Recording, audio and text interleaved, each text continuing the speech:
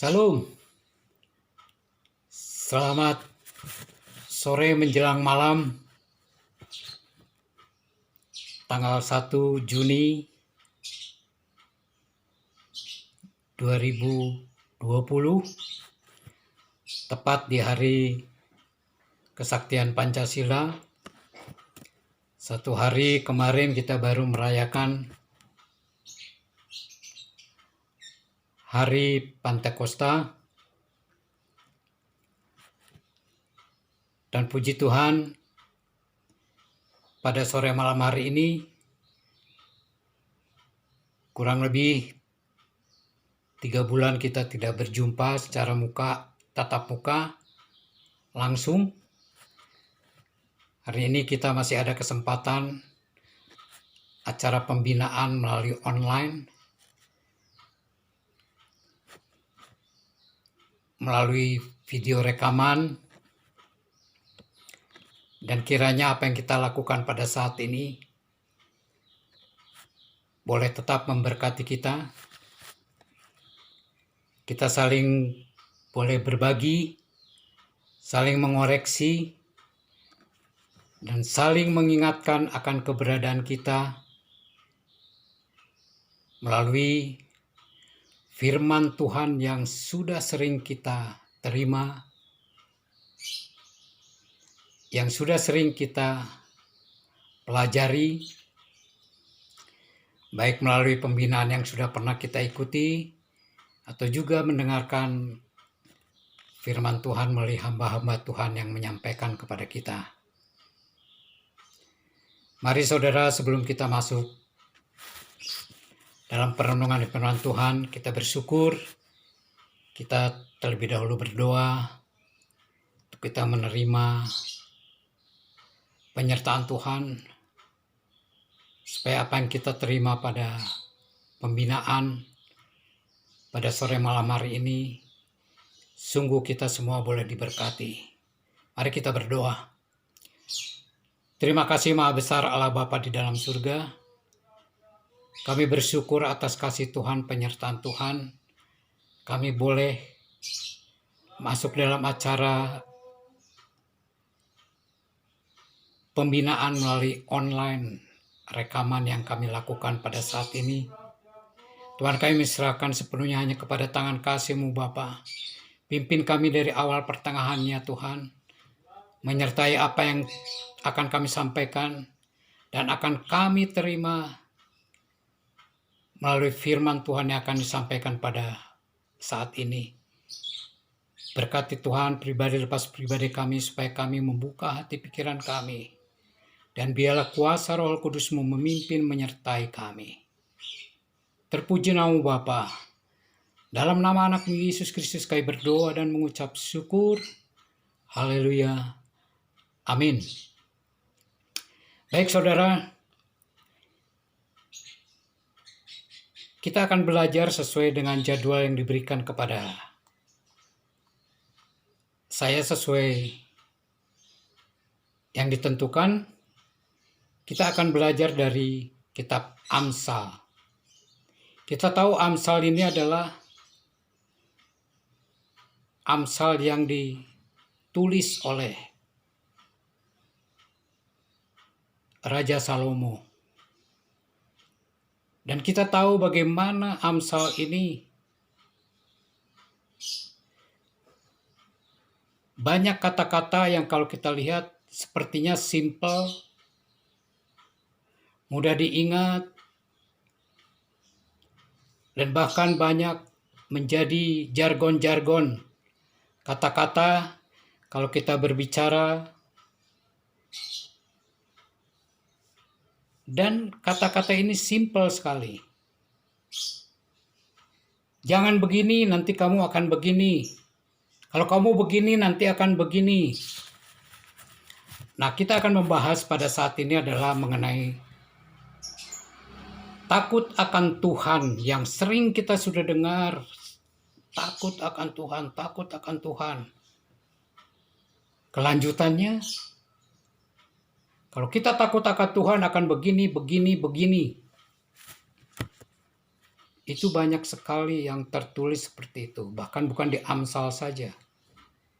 Ada di Mazmur, di Pengkhotbah, ada kata-kata takut akan Tuhan, takut akan Tuhan. Mari saudara, pada saat ini kita akan belajar dan merenungkan rasa takut yang mendatangkan kebaikan bagi kita. Tema kita pada sore malam hari ini dalam pembinaan adalah rasa takut adalah baik.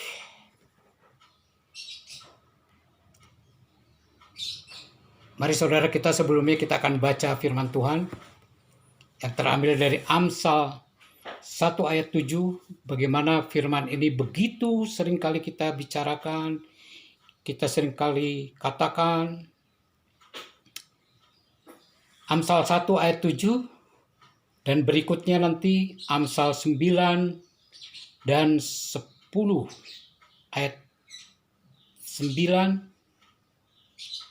Amsal 9 ayat 10.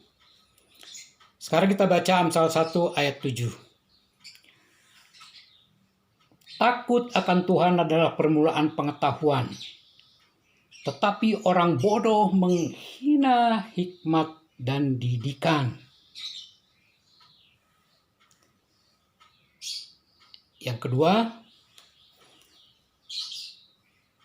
Amsal 9 ayat yang 10. Permulaan hikmat adalah takut akan Tuhan, dan mengenal yang Maha Kudus adalah pengertian. Di sini 2 ayat mengatakan takut akan Tuhan.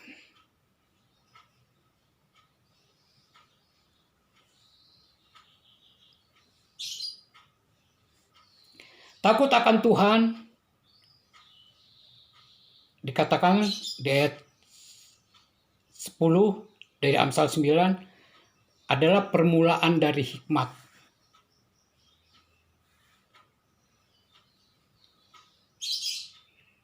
Kalau kita cerita takut, kalau buat kita orang dewasa, kita harus sudah mengerti. Bukan ketakutan lagi yang takut yang sungguh-sungguh akan mungkin memberikan satu kejutan akan celaka yang bagaimana. Mungkin masih bisa dikendalikan. Mungkin masih bisa kita tawar-tawar.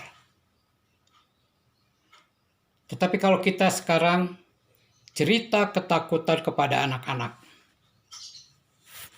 Contoh, saya tidak tahu apakah saat ini masih ada atau masih guru-guru sekolah minggu mengajarkan kepada murid-muridnya di sekolah minggu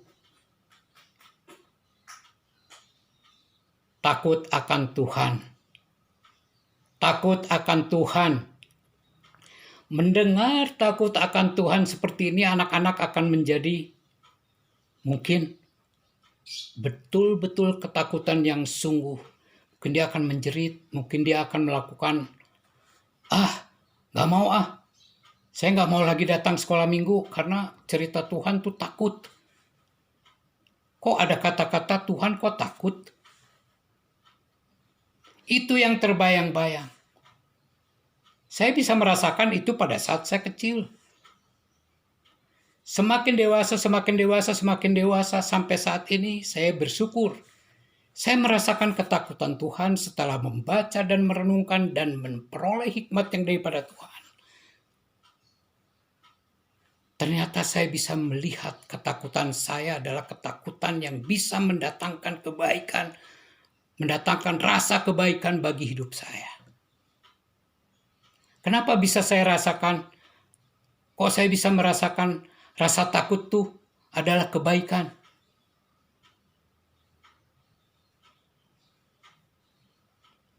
Jadi rasa takut adalah baik. Pertama,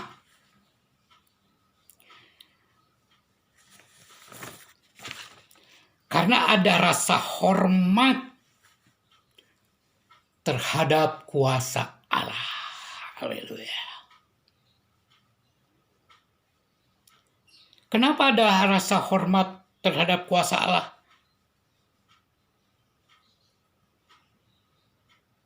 Saya melihat satu kengerian yang sungguh-sungguh setelah saya tahu siapa Allah yang berkuasa itu. Kenapa ada rasa hormat saya kepadanya? Setelah saya membaca firman Tuhan, mulai Kejadian,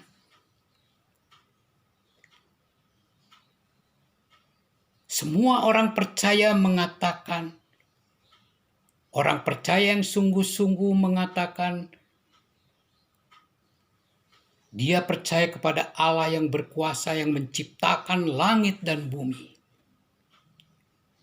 serta seisinya. Bahkan dia mengatur segala isi. Dan bahkan makhluk-makhluk hidup yang dia ciptakan dia atur sedemikian rupa. Apakah kita tidak terkagum dengan melihat kuasa yang begitu?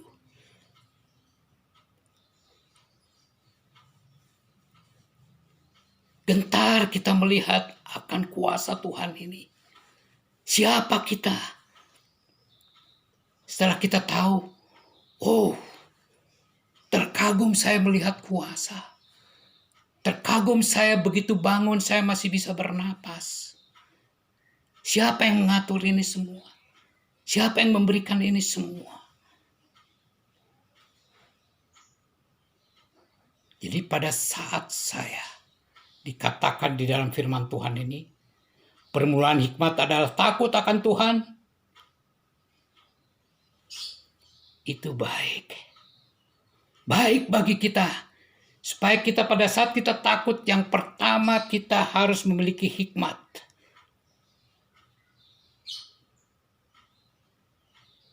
Kalau kita tidak memiliki hikmat yang benar di hadapan Tuhan, kita tidak akan mengerti siapa itu Allah di dalam hidup kita. Siapa itu Allah yang berkuasa atas hidup kita. Itu yang pertama, saudara.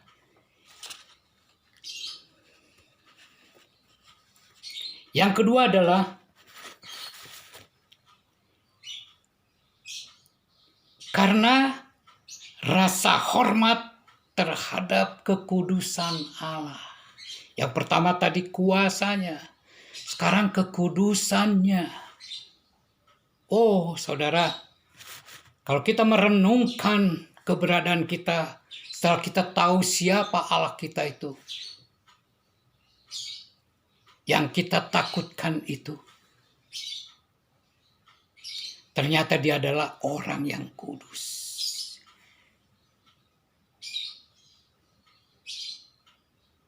Orang yang berpisah dari hidup kita.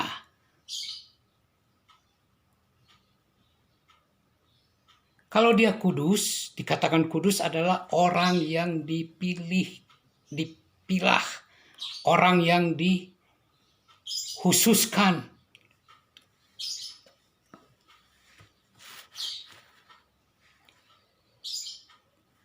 Jadi kekudusan, jarang orang menyebutkan, terkecuali ada nama orang kudus, ya namanya kudus.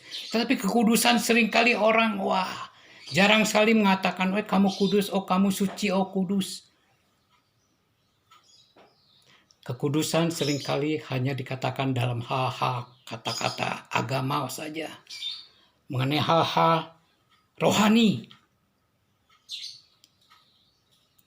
Jadi kekudusan artinya adalah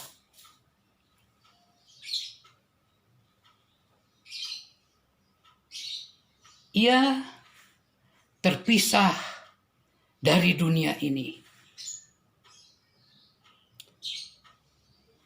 Dia memisahkan diri dengan dunia ini.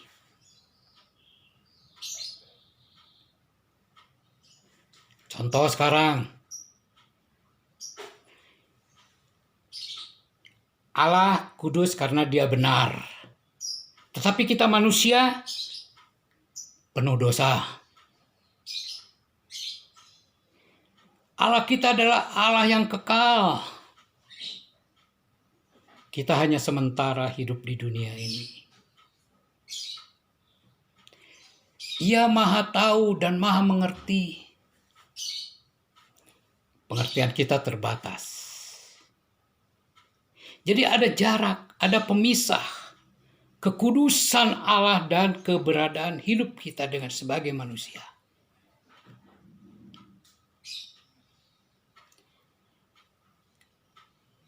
Contoh saudara, saat Yesaya melihat penglihatan bagaimana dia melihat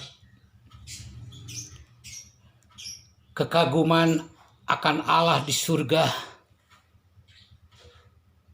Kalau kita lihat Yesaya 6 ayat, baca nanti ayat 6, 3 dan 5, bagaimana dia melihat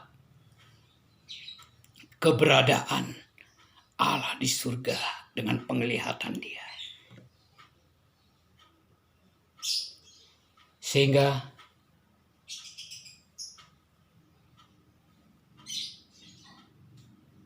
dia melihat satu kekaguman, keagungan Allah pada saat di surga. Itu Yesaya.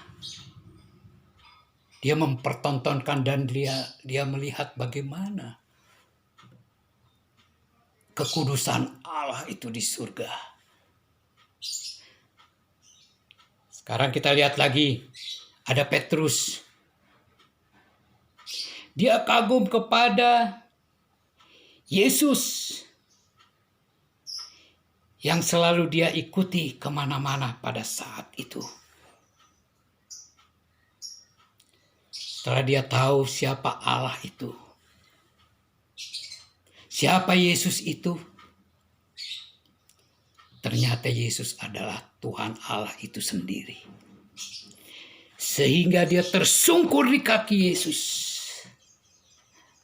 Dan juga dia berseru. Karena dia merasakan, pergilah daripadaku karena aku ini seorang berdosa, orang berhina, orang yang paling hina. Itu baca nanti saudara, ada di Lukas 5 ayat 8. Itu Petrus. Ada juga seorang pendeta yang tersohor pada saat itu. Latar belakang dia adalah seorang Katolik. Martin Luther. Pada saat dia berkhotbah, berapi-api pada saat itu sedang melakukan misa, dia berhenti berkata-kata. Pada saat dia mau memulai berdoa, bibirnya, lidahnya bergemetar. Tidak bisa berkata-kata lagi. Karena dia merasakan keagungan, kebesaran, kekudusan Tuhan. Orang lain menyaksikan bagaimana. Kenapa Martin Luther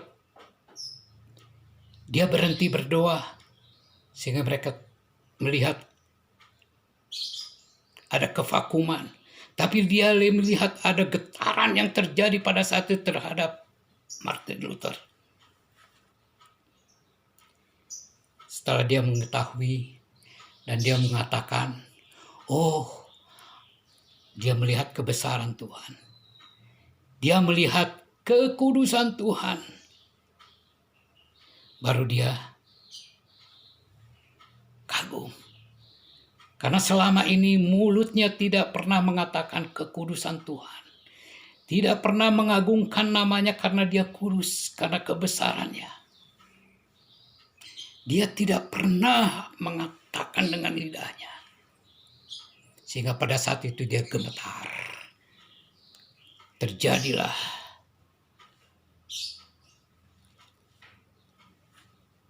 satu hal yang luar biasa pada saat dia menyatakan misa pada saat itu.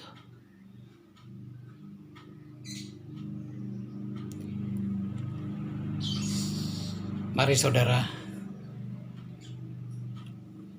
dari kedua yang tadi, itu ada rasa kebaikan karena rasa kita menghormati kebesaran Tuhan, keagungan Allah. Dan yang kedua tadi kita ada rasa hormat terhadap kekudusan Allah. Yang ketiga, kita akan melihat bagaimana kita setelah melihat ada rasa hormat terhadap kebesaran Allah dan rasa hormat kepada kekudusan Allah, kita melihat kebesaran Allah yang mengubahkan hidup kita. Itu yang ketiga, saudara. Bagaimana rasa takut yang mengubahkan sikap hidup kita. Saudara, nanti kita baca Galatia 4 ayat 6 dan 7. Mari kita baca Galatia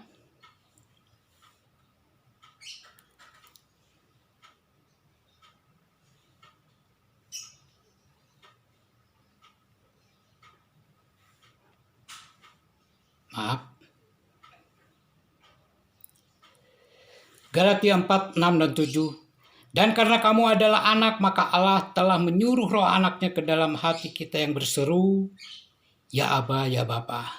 Jadi kamu bukan lagi hamba, melainkan anak. Jikalau kamu anak, maka kamu juga adalah ahli-ahli waris oleh Allah.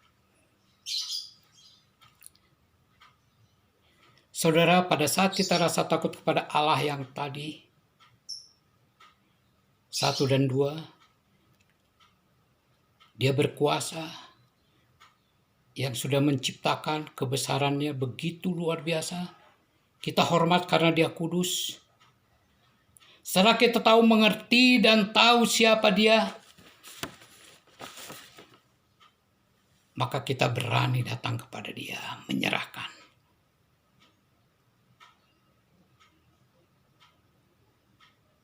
Bahkan kita diubahkan oleh Dia. Bahkan kita merasakan bagaimana kita yang tadinya sebagai hamba-hamba, kita diangkat jadi anak. Dan bahkan dikatakan tadi, kita adalah sebagai ahli waris oleh Allah.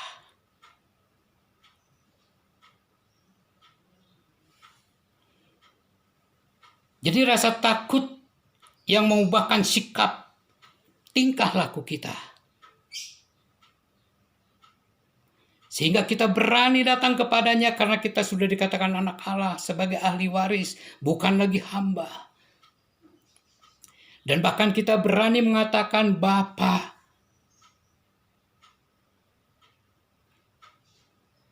Datang kepada Dia dengan kerendahan hati kita. Sekarang kita mengerti siapa Tuhan kita. Siapa Allah kita yang kita takuti karena kuasanya, karena kekudusannya. Dia mau mengakui kita, keberadaan kita. Karena kita sudah diberikan hikmat, kita mau belajar dari apa yang dikatakan oleh firman tadi. Amsal 1 ayat 7 dan Amsal 9 ayat 10. Takut akan Tuhan ada pengetahuan, takut akan Tuhan ada hikmat. Bukan takut yang sia-sia, tetapi takut yang sungguh kita mengerti dan mengenal siapa Allah kita yang kita takuti.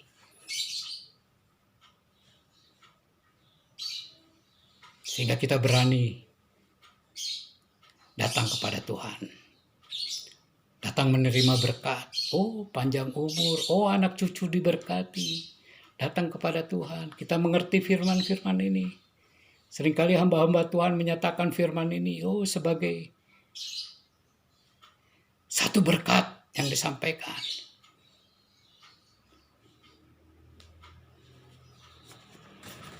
Ingat saudara, akan Tuhan seringkali dibacakan oleh hamba-hamba Tuhan, disampaikan Amsal 10 ayat 27, Amsal 16 ayat 6, Amsal 22 ayat 4, banyak lagi. Ada di Mazmur juga. Daud mengatakan di Mazmur 25 ayat 12 ayat 14, di Mazmur 34 ayat 8.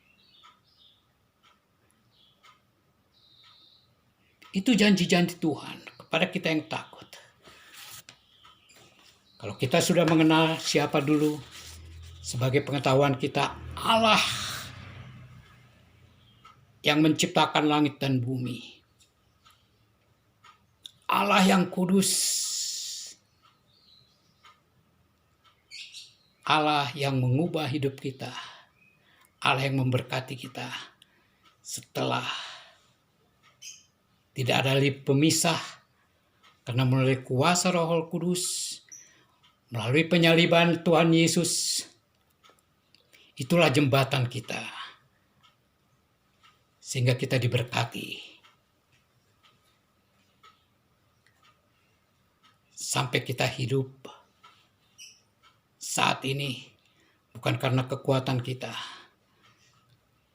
Kita kuat karena pengenalan kita akan Allah. Pengenalan kita akan Allah yang berkuasa, Allah yang sanggup, Allah yang hebat luar biasa, Allah yang kudus, dan Allah yang sanggup memberikan berkatnya kepada kita. Saat ini kita sedang menghadapi masalah besar. Sejauh mana kita datang menghampiri Tuhan? Sejauh mana kita semakin dekat kepada Tuhan? Bersyukur saudara, kurang lebih 3 bulan ini kita hidup. Mungkin ada selama ini di rumah saja, atau mungkin keluar sebentar, atau mengikuti acara ini sebentar keluar, supaya tidak jenuh di rumah. Kita pulang dengan kesehatan yang baik. Karena kita tahu, kita tetap mengandalkan Tuhan yang hidup. Yang baru saja, apalagi kita baru merayakan pada tanggal 31 kemarin, hari Pentakosta. Jauh di mata, tetap dekat di hati. Yang selalu menyertai kita Roh Kudus yang tidak pernah meninggalkan kita. Puji Tuhan. Itulah renungan firman Tuhan kita pada pembinaan kita pada sore malam hari ini. Tuhan Yesus memberkati. Mari kembali kita berdoa. Terima kasih Allah Maha Besar. Kau sudah berbicara kepada kami pribadi lepas pribadi kami yang mendengarkan renungan firman Tuhan pada malam hari ini. Kami tahu Bapa posisi kami. Kami tahu Tuhan posisi Engkau. Siapakah Allah kami dalam hidup kami yang sudah kami kenal. Kau adalah Allah pencipta langit dan bumi. Kau adalah Allah yang kudus. Dan Kau adalah Allah yang memberkati, memberikan perubahan hidup bagi kami. Pada saat kami mengandalkan Kau. Pada saat kami menyerahkan hidup kami kepada Engkau. Terima kasih Bapa, berkati kami semua, berkati hamba-hamba Tuhan yang melayani, bahkan berkati Bapak Gembala jemaat kami dengan segala pergumulan pelayanan yang dihadapi. Menyerahkan pribadi lepas pribadi kami hamba-hamba Tuhan. Menyerahkan pergumulan pribadi lepas pribadi, keluarga demi keluarga kami menyerahkan sepenuhnya Bapak kepada tangan kasih-Mu. Tuhan juga yang menopang kami selama kami mengikuti anjuran-anjuran perintah yang dari pemerintah. Kami melakukan protokol-protokol kesehatan di dalam menghadapi pandemi COVID-19 ini. Kami menyerahkan sepenuhnya, kami percaya Tuhan. Tuhan tetap menyertai, memimpin hidup kami. Bahkan kami dilindungi oleh Engkau Bapa. Kami tetap Tuhan menyertakan Kau dalam hidup kami. Supaya kami selalu mendapat kemenangan daripada Engkau. Terima kasih Bapa. Dalam nama anak-Mu Yesus Kristus kami berdoa dan mengucap syukur. Haleluya. Amin.